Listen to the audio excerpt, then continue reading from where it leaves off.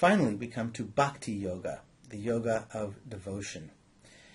Now, the other paths, while somewhat accessible, for most people it's going to be difficult to devote your entire life to either meditation or focusing on reading abstract texts and trying to contemplate their meaning, or even the idea of karma yoga, a kind of underlying assumption, this varnashrama dharma system that you're going to work through your actions towards attaining moksha. But that's not going to lead to enlightenment in this life for all but a few. In order to take that karma yoga path all the way to moksha, you'd have to really get into a level of contemplation of action in a way that most people aren't going to devote themselves to.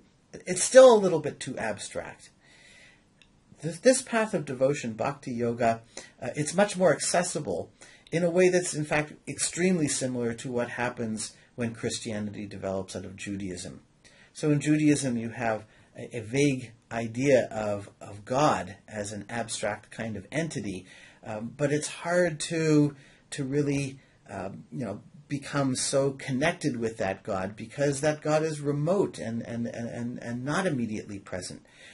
Whereas Jesus comes down to earth and lives life as a human being and suffers in the way that we suffer, and it's easy for people to identify themselves with that kind of a figure. And so we get a faith-based path developing in Christianity where we move away from the idea that you have to perfect yourself, which is at the heart of Judaism, and more towards the idea that through faith we can connect with God at a deeper level, and our lives will still be transformed, but they'll be transformed more directly through God. And that's exactly what's going on in Bhakti Yoga. Now, the earliest and certainly most famous and influential version of this in India is associated with a text called the Bhagavad Gita. I don't want to go through the entire story now because we're going to talk about this in class, but I really want you to read carefully the selections that I've put on the web page over here. And the basic idea of the story is that you have Arjuna, who is a regular human being, and he's on the battlefield, he's about to engage in battle, and he begins to have doubts. And his charioteer is Krishna, who it just happens to turn out is God manifest, much the way that Jesus is understood as God made flesh. And they have this very long discussion where Krishna has to explain to Arjuna why it's important for him to continue with this battle. And there's all kinds of interesting issues there, but I won't get into them now. But the part that we'll really focus on is the sense where Krishna explains to Arjuna that he is the most perfect manifestation of God.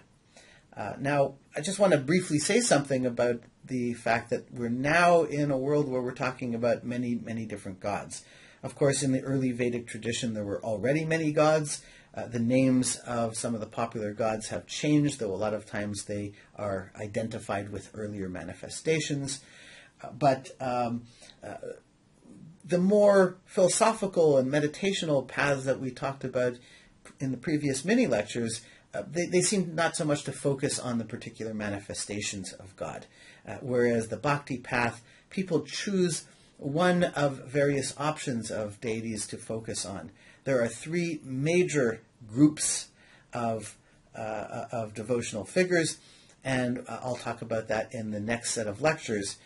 But the basic idea here is that that one should choose a particular manifestation of God, that you can understand the particular stories associated with that deity, and thereby more easily grasp who that deity is, and then become devotionally attached to that deity and perform worship of that deity. And through that, one can let go of ego and ultimately attain awakening as well, though the exact nature of that awakening, it might be different. In fact, for most contemporary Hindus who are pursuing this kind of a path, they're less thinking of it as the kind of moksha dissolving into the absolute, and something much closer to Christianity, where in this case Krishna, for example, has a heaven, and you hope to be ultimately reborn in that heaven, and that would be your last kind of rebirth, and you would eternally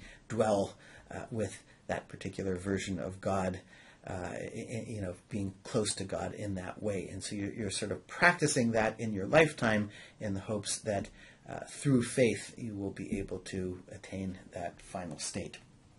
Okay, so just to give you a quick sense of a couple of the ways that you might engage in that devotional practice, a very popular one is through writing poetry and, of course, reading poetry. And here we have a very famous poet named Mirabai. She has a very interesting story, and she writes this poetry. I want you to read the poem. It will probably look a little strange to you, and that's okay. And we'll talk about it in class, but try and figure out what exactly is she saying, and what is the kind of metaphor she's using to talk about her relationship to God. In this case, also Krishna, but Krishna, in this case, the focus is on Krishna's relationship with his lover, Radha. And so Radha Krishna, the two of them combined, are an important focal point. But ultimately it's Krishna that's God, and Radha is the goddess. So that's a very important part of the tradition, and it's deeply connected with this other tradition called kirtan, where these devotional poems are sung. I hope you'll want to watch this video. It is from the Hare Krishna movement. You may have heard of that. It was actually developed in America by an Indian guru, an Indian master who came to America and developed a huge cult following. It was extremely popular in the 70s and then sort of disappeared a bit here for a long time, and it's making a bit of a comeback in America. But in the meantime, it went back to India, where it became extremely popular there. And so it's still a major worldwide movement. There's actually a Hare Krishna temple not far from here. That's one of the places you could go if you're interested. And here you can see the devotional aspect so beautifully portrayed in the music and the singing and the dancing, and that it's that sense of complete letting go. So I want you to watch that and think about its significance. And then finally, of course, we have the reflections. And so, oops, I want this one. That I want you to choose one of those four paths and to think about how does that path relate to the four major ideas that we talked about in the previous set of lectures. Brahman as the ultimate source or God, Atman as the individual soul, karma as the actions that reflect our self-centeredness, and finally moksha, the release from that cycle of rebirth. All four of these paths are ultimately taking us through that, so just focus on one and just try and reflect on the significance of those four major ideas in that particular path.